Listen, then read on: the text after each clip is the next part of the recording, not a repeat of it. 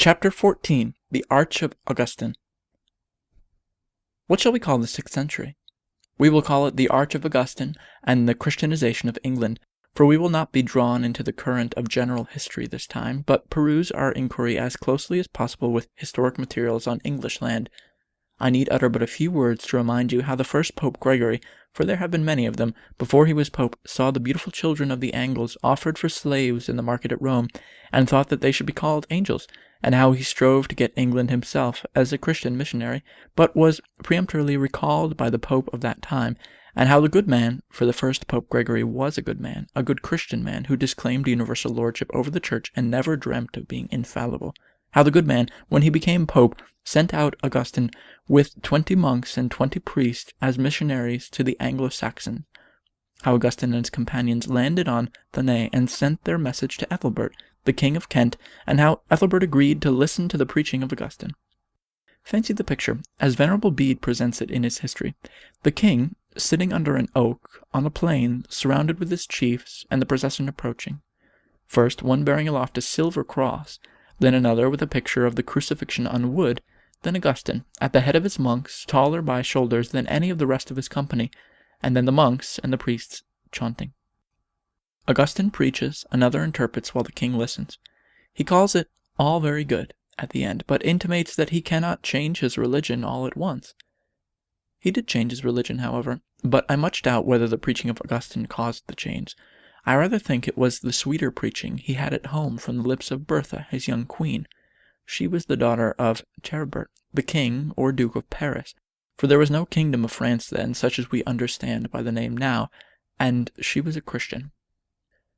More missionaries are sent over by the good Gregory. I would rather that he was called Gregory the Good than Gregory the Great, the name he wears in history, and the men of Kent were immersed in baptism like their king, and the Christian missionaries, in their lapse of years, visited all Angleland, and our own forefathers were baptized in the streams or at the font, and gradually adopted the profession of Christianity.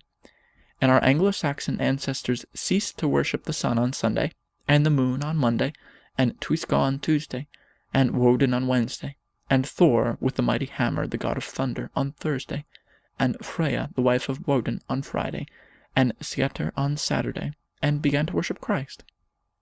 We preserve the old idols' names in our days of the week. How incongruous it is when we think upon it, and yet many people jeer the good Quakers when they say first day, second day, and so on instead. The Quaker custom is more rational than ours, nevertheless, if we really be Christians. Perhaps we could not change the names if we were to try. It is so very difficult to change either old customs or old names. There is one thing we can do, however, whenever we use the old idols' names to distinguish the days of the week. We can let it serve to remind us of the rock from whence we were hewn and the pit from whence we were digged. We can let it serve to remind us that our old forefathers were rude heathens, but God sent them the good news of Christ, and gave them grace to receive the good news, and has preserved his holy religion among us to the present day. But again I ask, where did Christianity come from?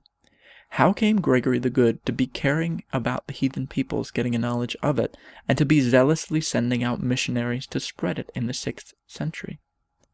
The mind of Gregory remains in such of his writings as we have, and we cannot doubt that he believed in the veritable existence of Jesus and in the gospel history.